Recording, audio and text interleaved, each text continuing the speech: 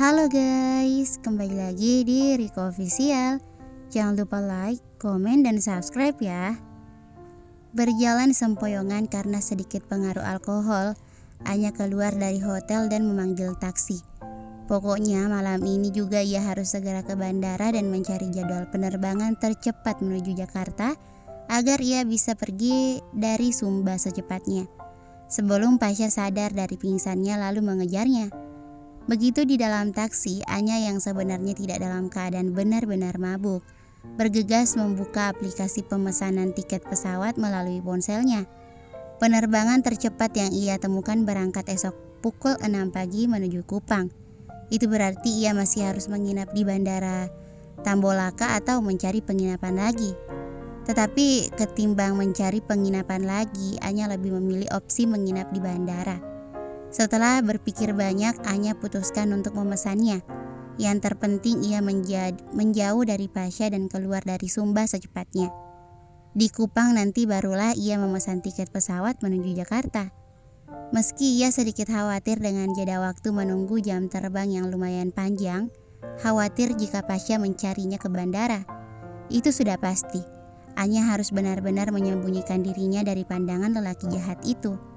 Sementara itu, sopir taksi yang membawanya sesekali meliriknya melalui spion mobil, mengamati wajah penumpangnya yang tampak muram dengan bekas memar yang sangat kentara di kedua tulang pipinya dan bibir bagian bawah yang tampak luka dan bengkak. Nona baik-baik saja kah? Tanya sopir itu tiba-tiba dengan aksen khas Indonesia Timur. Mendapat pertanyaan itu, Anya yang tadinya terpaku menatap aplikasi pemesanan tiket di ponselnya menjawab singkat.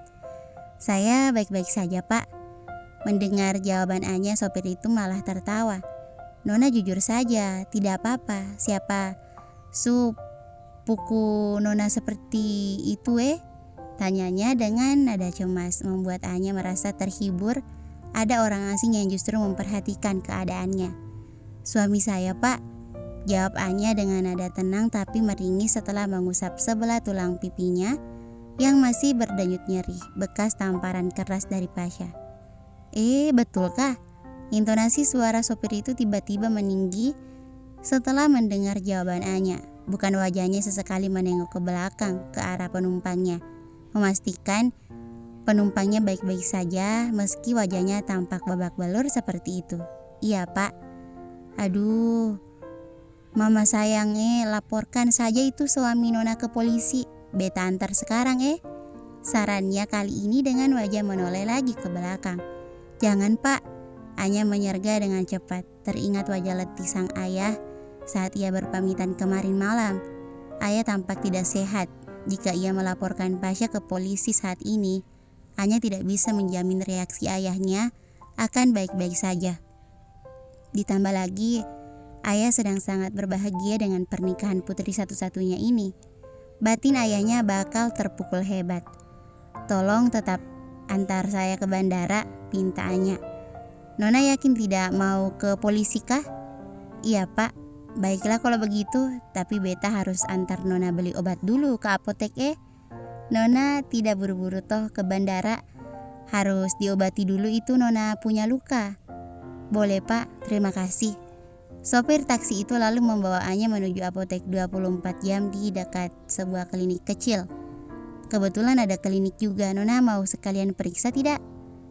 Kata sopir taksi itu menawarkan setelah taksi diparkir di depan apotek. Gak usah pak, saya langsung ke apotek saja. Luka saya gak serius kok, ujarannya sambil menyelubungi separuh wajahnya dengan pasmina sebelum keluar dari taksi.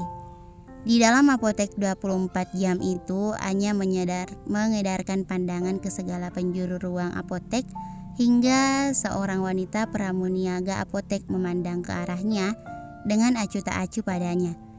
Anya menghampirinya dan langsung meminta obat-obatan yang ia perlukan. Plaster luka, masker, dan Anya tidak melanjutkan kata-katanya karena sedang mengingat suatu jenis obat yang biasanya untuk meredakan nyeri karena memar. Oke, saya tahu, sahut wanita itu sambil menuju sisi kanan etalase untuk mengambil obat yang Anya maksud. Ini kan? Wanita itu menyodorkan satu tutup gel khusus memar pada Anya. Buat memar dan bengkak Nona punya muka, katanya sambil tersenyum kecil. Anya mengangguk lalu bola mata menatap ke arah sederet minuman mineral. Anya melangkah untuk mengambilnya sebotol air mineral. Ia juga membutuhkannya untuk meringankan efek alkohol. Setelah membayar barang-barang yang ia beli, Anya bergegas menuju taksinya.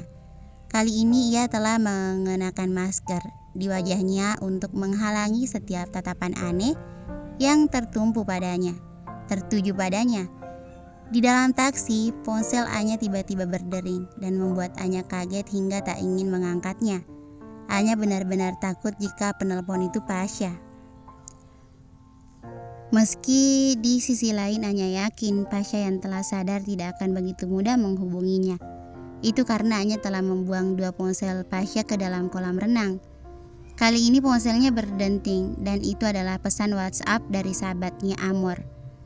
"Sorry nih kalau gue ganggu, tapi gue kepo boleh dong ya, hihi. BTW udah dimulai adegan panasnya." Setelah membacanya, Anya menangis sekaligus menertawakan isi chat Amor yang konyol. Andai saja Amor tahu apa yang sedang ia alami kini, ia yang sebenarnya sedang dalam keadaan berantakan dan terluka. Ibu 2 anak itu pasti bakal histeris dan langsung mengamuk untuk membelanya. Anya putuskan tidak membalas chat itu.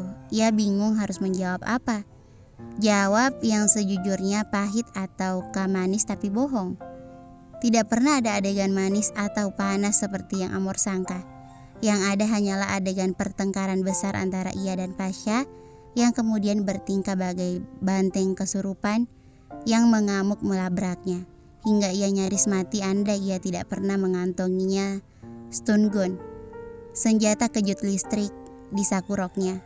Benda yang bentuknya mirip alat cukur elektrik itu sengaja Anya seludupkan di dalam pouch make up-nya.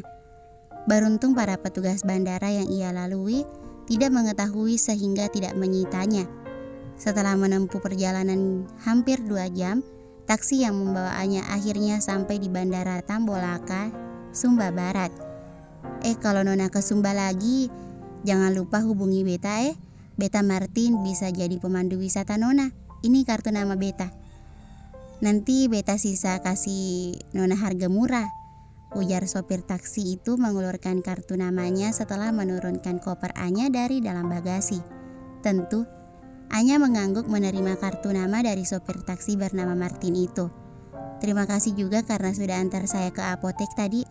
"Sama-sama Nona, hati-hati di jalan Jangan jaga diri Nona baik-baik," katanya sebelum masuk kembali ke taksinya dan meluncur pergi. Anya lalu menyeret kopernya masuk ke dalam bandara. Ia harus mencari tempat yang aman di saat ia harus menunggu hingga jadwal terbang pesawatnya tiba. Anya melirik arlojinya, waktu telah menunjukkan pukul 11 malam.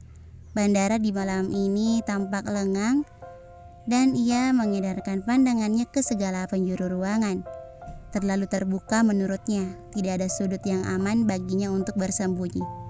Andai saja ia memiliki jubah tak kasat mata milik Harry Potter yang dapat membuatnya tak terlihat oleh siapapun, semua akan terasa mudah bagi Anya.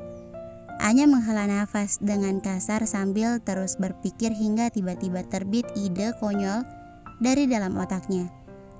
Toilet wanita. Sepertinya tak mengapa jika ia bersembunyi di toilet wanita berjam-jam hingga tiba jam boardingnya. Di sana lebih aman baginya bersembunyi. Sekalipun Pasha tiba-tiba muncul di bandara, dia tidak akan berpikir sampai ke area itu. Setelah sekitar 5 jam bertahan di toilet tanpa gangguan seorang pun, Anya melenggang keluar bersama kopernya menuju ruang boarding. Suasana pagi itu tampak tenang dan aman. Anya yakin Pasha kesulitan mengejarnya, mengingat Anya telah mematahkan semua kartu debit dan kartu kredit milik Pasha, mengambil semua uang tunainya dan melemparkan kedua ponsel mahalnya ke dalam kolam renang. Setelah melewati petugas boarding, Anya tersenyum lega meski kepalanya sedikit pening karena efek mabuk semalam.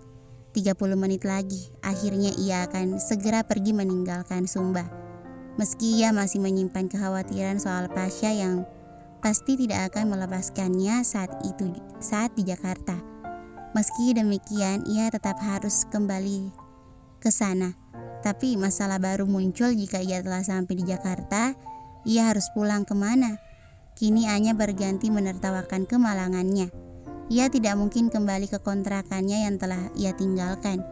Bahkan semua barang-barang dan mobilnya telah ia pindahkan ke kediaman Pasha.